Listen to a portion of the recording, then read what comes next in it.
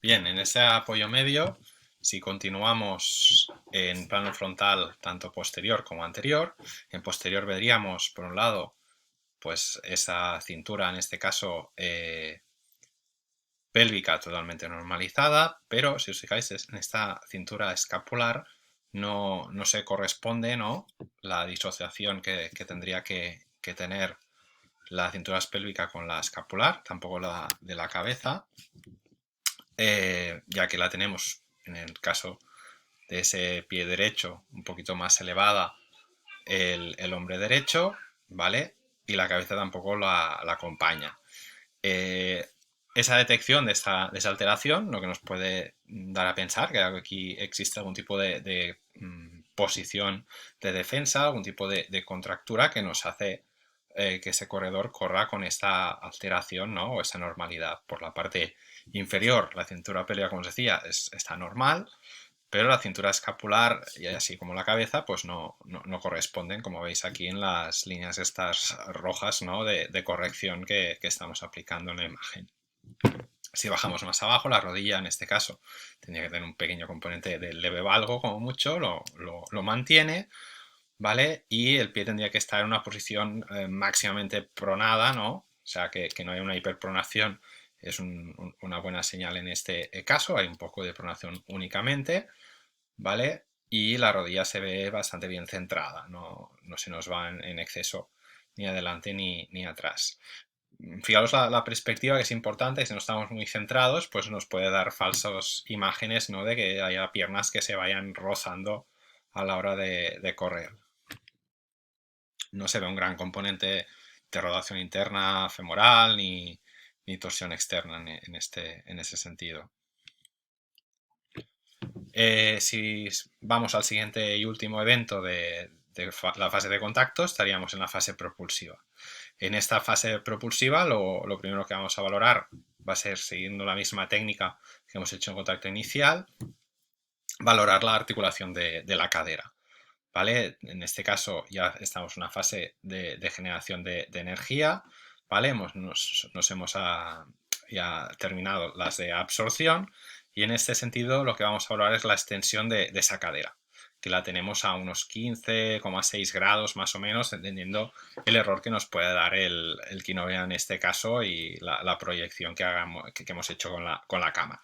Tenemos que una extensión mínimamente buena sobre 20-35 grados, ¿vale? Aquí la vemos disminuida, con lo cual aquí ya sería un punto digamos, de atención a nuestro paciente, que no es que sea malo, pero que se nos va un poquito del canon normal de un corredor en este evento. Si fuera un corredor que pretende rendir mucho más, pues sería un punto a corregir. Siempre hay que adaptar, digamos, todas esas alteraciones a nuestro paciente, evidentemente. Es un corredor amateur que va corriendo bien de este modo, no presenta ningún tipo de patología por hacerlo de esta manera, pues no tendríamos que corregirlo, podemos comentarlo, pero no hace falta corregirlo. Pues lo dicho, respecto a la vertical, que sería el 0, pues tenemos unos 15,6 grados cogiendo la bisectriz de la pierna de este corredor. Ese ángulo también es el que también llamamos, ¿no?, el tándem posterior, ¿no?, el ángulo de tándem. Tenemos el tándem anterior y posterior, lo sumamos, es el ángulo de tándem, ¿no? Pues el posterior sería el que conforma esa bisectriz del muslo respecto a la vertical en esta fase propulsiva.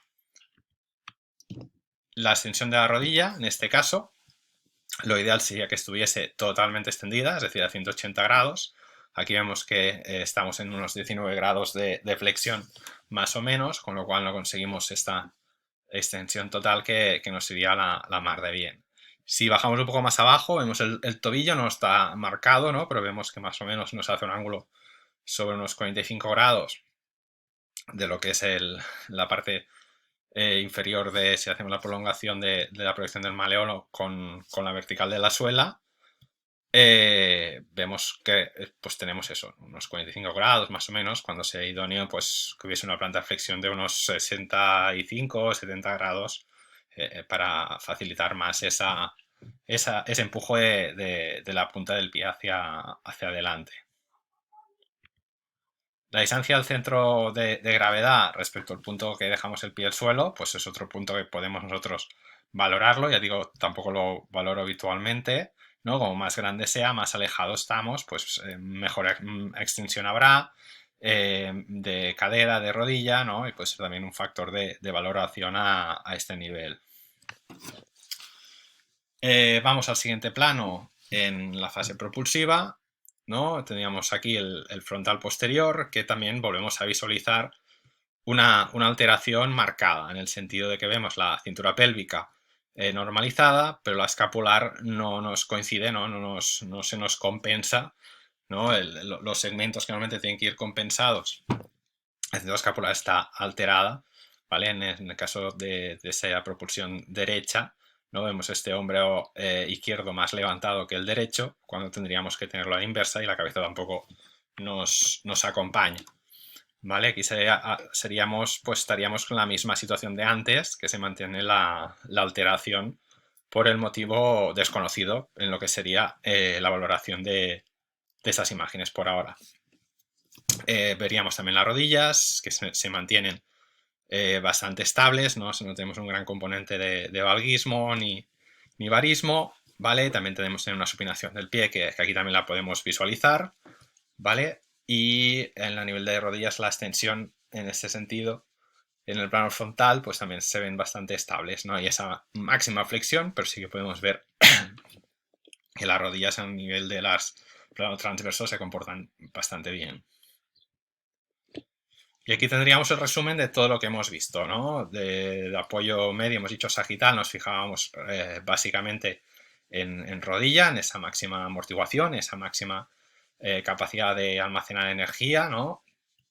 Es una herramienta en parte de lo que comentamos el otro día de almacenamiento del muelle, ¿no? De energía del muelle, de que comentamos del stiffness y toda esa temática, ¿vale? Vemos las alteraciones estas que tanto en propulsión como en la fase esta de apoyo medio, en plano frontal, sobre todo posterior, ¿no? Vemos esa alteración de cintura escapular y cervical, ¿vale? Y los 3 puntos de referencia sagitales de lo que sería la propulsión, ¿no? Tanto la fase del tándem posterior, como la extensión de la rodilla, como la distancia al centro de gravedad. Vamos a los siguientes eventos, que serían los oscilatorios, ¿no? Que corresponderían más en una fase de no contacto. El primero que valoramos es esa fase donde tenemos una máxima recogida de la pierna, ¿no? La consideramos, como hemos dicho, cuando el talón está máximamente elevado. Y uno de los puntos que valoramos será pues la posición de la rodilla, ¿vale? En este evento, en este instante. ¿Vale? ¿Cómo podemos tener la rodilla? Podemos tener la rodilla que esté a 90 grados, que esté a menos de 90 grados, como es el caso, o la tengamos a más de 90 grados. Si está a más de 90 grados, hablaríamos de una técnica más terrestre, más pendular. Si recogemos más la pierna y está a 90 o menos de 90, como es aquí en el caso, pues sería una técnica más aérea o una técnica más circular. ¿No? Permitimos tener un péndulo de la pierna para pasarlo hacia adelante, un poquito más recogido, con lo cual va a ser más fácil llevar esa pierna hacia adelante. Además de eso, de tener una técnica circular en este caso, podemos valorar lo que tenéis en la imagen, ¿no? Que es la posición de esa cadera, ¿no? Cómo está situada esa cadera. De esa cadera en esta fase podríamos tenerla neutra, la bisectriz podría estar neutra respecto a la vertical, la podríamos tener flexionada, como es el caso, o la podríamos tener extendida en este mismo evento. Si la tenemos flexionada, acordaos que estamos hablando de un ciclo anterior. Si estuviese neutra, sería un ciclo medio, y si fuera en extensión o en ese repliegue de pierna, pues tendríamos un ciclo posterior, ¿vale? Son los 3 tipos de ciclos dentro de la técnica, ¿no? de circular de carrera que tenemos en esta imagen. Una herramienta que podemos usar también es ver el recorrido mediante un marker, un pequeño marcador, que si no lo habéis puesto podemos usar pues alguna referencia de zapatilla o del mismo calcetín, y podemos hacer todo al marcador, toda la lágrima, donde veremos que si es una técnica más, como os comentaba, más pendular, pues sea planita y bajita, y en este caso pues se levanta para dar esa lágrima de técnica más circular. Vale, la siguiente fase, hemos comentado, sería la oscilación media. Se correspondería al momento donde tenemos máximamente adelantado esta rodilla y tendrá importancia porque se corresponderá a lo que llamaríamos el tándem anterior, ¿no? Lo que os comentaba antes de la fase propulsiva, que teníamos ese tándem posterior, pues en este caso de extensión de cadera. En este caso tenemos en la oscilación media una fase de flexión de cadera máxima. Cuando la rodilla está máximamente adelantada, hemos dicho que sería la situación de este evento. Tendríamos que tenerla sobre 35 a 45 grados y aquí vemos que está un poquito, le faltan unos pocos grados, ¿no? para esos mínimos 35, con lo cual estamos delante de un corredor que prácticamente no flexiona esa cadera. Es pobre, digamos, la flexión de esa cadera. El siguiente y último evento que tendríamos sería la oscilación final, que lo que valoraríamos de esta oscilación final sería el momento que tenemos el pie máximamente adelantado y podemos valorar si el pie está tocando el suelo o está en el aire, ¿no?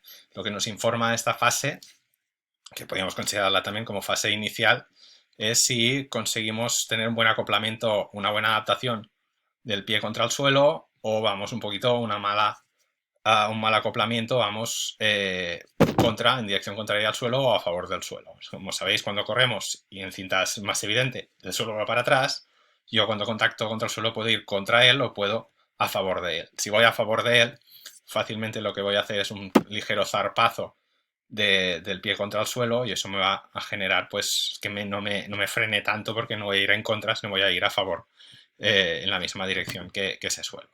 Pues esos serían los eventos que iríamos a valorar, ¿vale? A partir de ahí lo que os propongo es hacer ese pequeño ejercicio, ¿vale? Con 5 vídeos que tenéis colgados en el campus virtual y este sería el anunciado, ¿no? Es aplicar pues lo mismo que hemos estado comentando brevemente en este par de vídeos.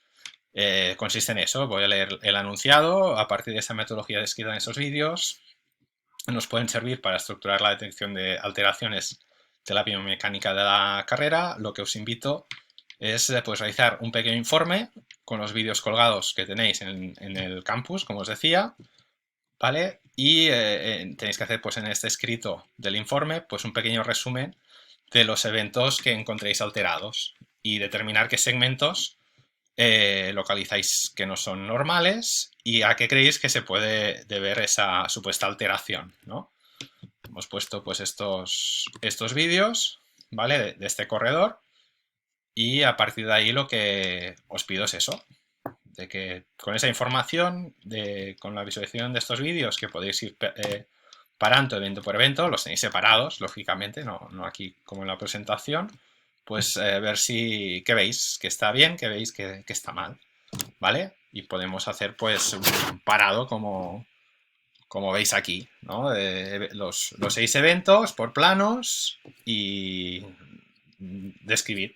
Si no os queréis imprimir, no os imprimáis. La cuestión es que detectéis qué alteraciones podéis ver y qué justificación les dais a estas alteraciones. Pues muy bien, hasta aquí esta parte.